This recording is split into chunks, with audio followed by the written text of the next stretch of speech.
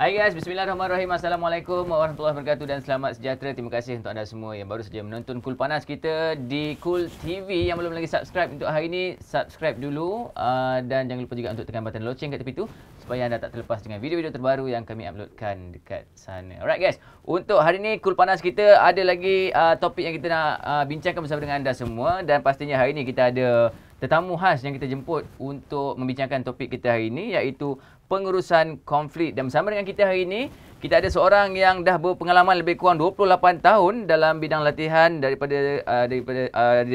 pendidikan awal kanak-kanak sehinggalah latihan korporat semua. Kita ada Cikgu Jinggo ataupun Encik Harun bin Abu Bakar. Yes. Assalamualaikum Cikgu. Selamat datang ke studio kami. Baik. Terima kasih Cikgu. Alright, dan Cikgu juga dah menulis 3 buah buku. 3 buah buku. Alhamdulillah. So banyak juga input yang kita nak ambil daripada Cikgu hari ini. Dan buku saya mengenai dengan mengurangkan stres. Mengurangkan stres. Ya, kita memang nak bincang pun pasal benda-benda ni semua sebab kebanyakan orang sekarang ni memang Memang stres. Stres juga. Dan untuk hari ni pengurusan konflik, kita nak tanya dulu untuk permulaan Cikgu. Rakyat Malaysia pada umumnya okey ke tidak dalam menguruskan konflik ni? Adakah di tahap yang bagus ataupun daripada apa yang saya baca, dari apa yang saya lihat lah, kita masih melihat konflik ni benda negatif. Rakyat Malaysia sekarang ni. Walaupun banyak bacaan kajian, dengan konflik dan manusia berubah. Sebab konflik manusia berubah. Setuju? Betul. Okey, jadi sekarang kita bercakap soal bagaimana menguruskan konflik. Sebab di hujung ketidaksempurnaan urusan itu, di hujungnya adalah stres. Betul. Kita ada kesakitan mental di situ sebab kegagalan. Sebab kita tak boleh buat apa zaman sekarang ni. Semua kita fight, kita berlumba-lumba nak dapatkan sesuatu sebab terperangkap dengan hedonism materialistik kan. Jadi kita terperangkap dengan aku nak, aku betul, aku salah, sebagainya. Jadi hujungnya lah konflik. Jadi sekarang ni dah idea yang terbaik lah untuk bercakap soal bagaimana uruskan konflik. Tapi pada permulaan saya tanya tadi, rakyat Malaysia adakah okey ataupun tak okey? Saya rasa tengah-tengah lah. Tengah-tengah. Tapi sekarang tengok banyak media dah mula bercakap soal konflik, pengurusan konflik. Dah mula pengurusan stress management, dah mula bermaksud kita sudah bersedia. Mind kita sudah bersedia ke arah penyelesaian, ke arah keterbukaan. Sebab dia konflik ni sebenarnya dalam bahasa lain penolakan. Dia manusia ni memang takut ditolak. Pernah kena tolak? Pernah. Kita takut ditolak. Jadi takut konflik ni adalah kita kalah. Jadi kita takut ditolak. Jadi kita nak sentiasa menyatakan bahawa kita mengelak daripada konflik. Itu pandangan saya. Alright, kita nak tanya juga pengurusan konflik itu sendiri termasuk dari segi apa sebenarnya? Kalau kan besar banyak. Dia konflik ni sebenarnya dia daripada rumah.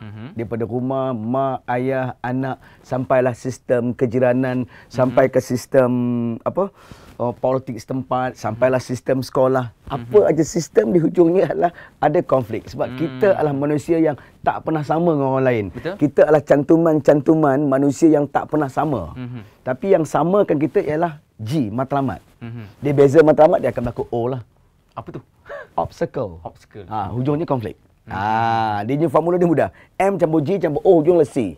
Sebab tu pernah ditanya kepada seorang lecturer, bagaimana untuk long life? Katanya, kawal minda, kawal stres, kawal konflik. Sebab semuanya berpaksi di sini.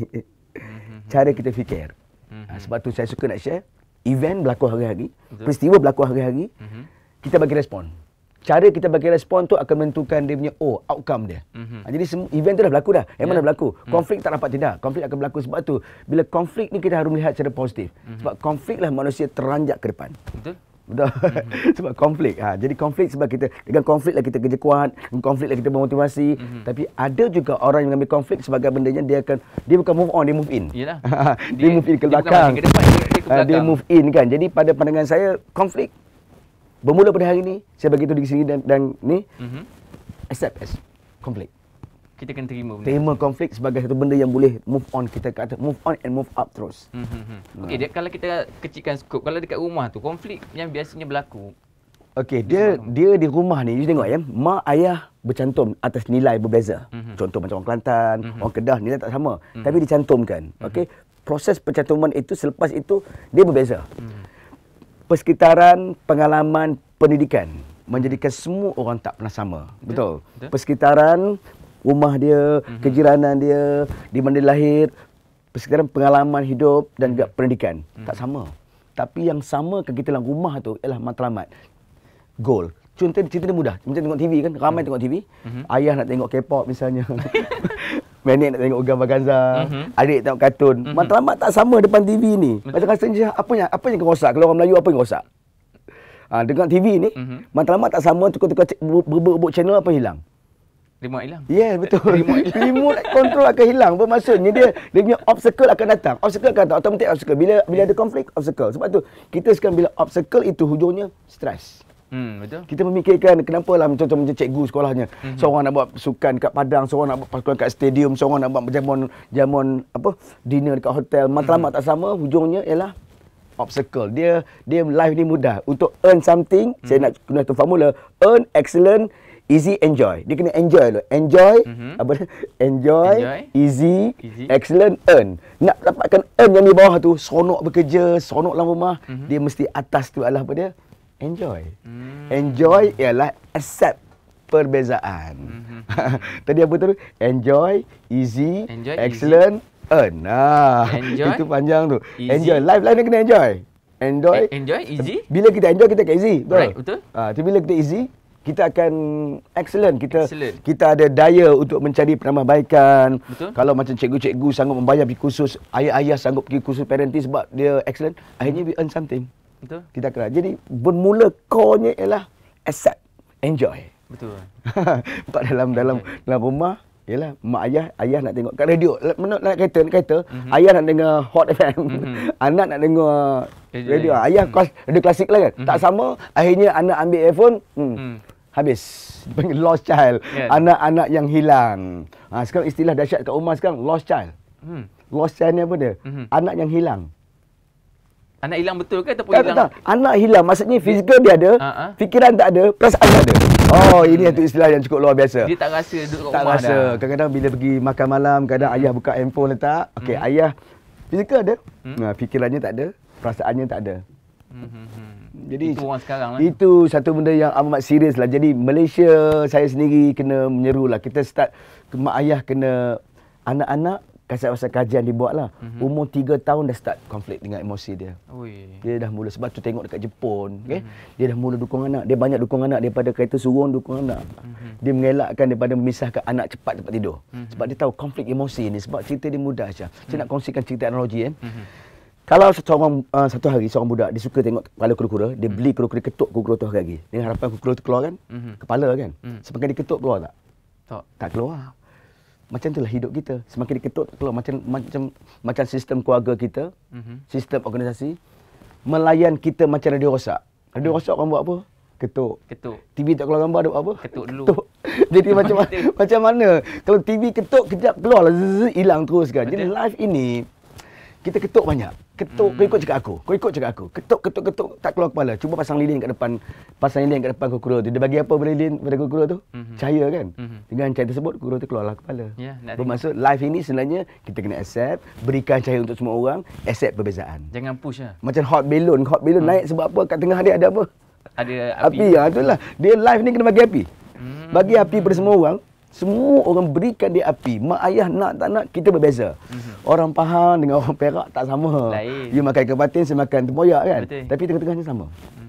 Kat sekolah, sistem politik semasa pun tengah-tengahnya sama. Sebab tu orang cakap soal dahulukan rakyat. Kesama tu, tengah-tengah tu. Tapi berbeza matlamat, aku betul kau salah. Sebab manusia ni kita dia mudah. Saya nak kongsikan satu akronim lagi lah. Apa dia? AIDS. Arrogant, iri hati, dengki, selfish. Laju.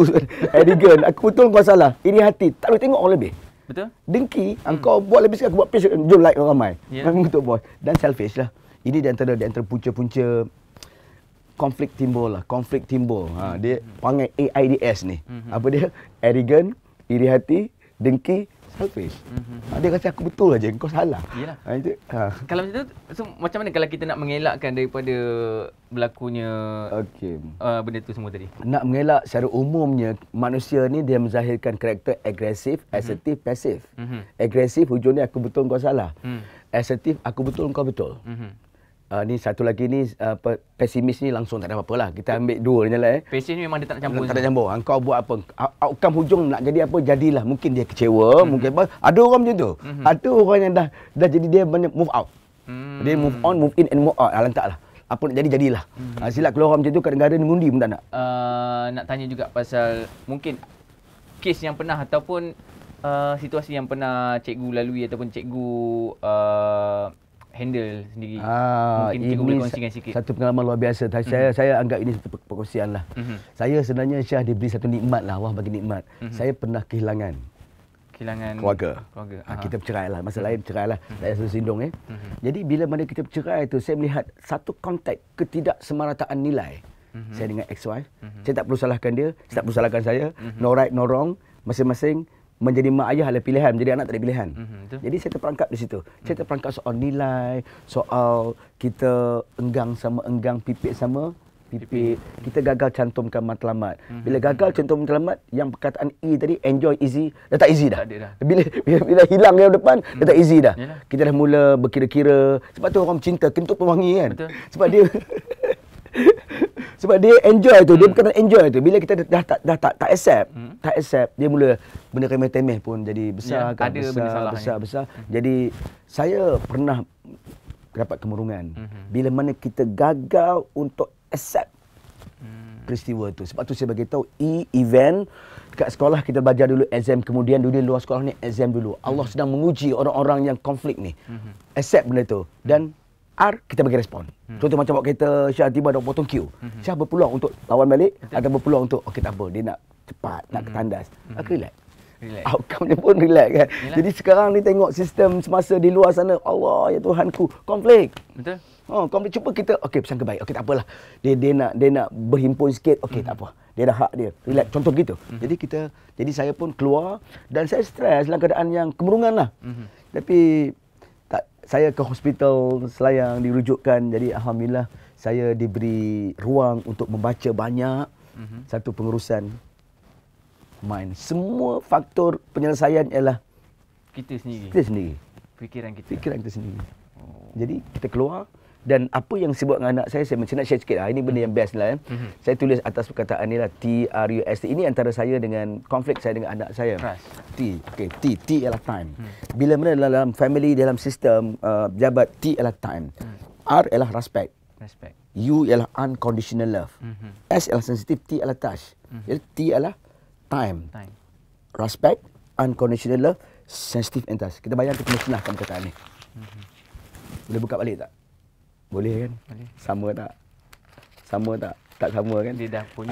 Macam itulah. Daripada rumah, taska, tadika, sampailah ke sekolah, sampailah ke pejabat. Bila trust sudah hilang, easy tak ada lagi dah. Kentut sudah tidak wangi.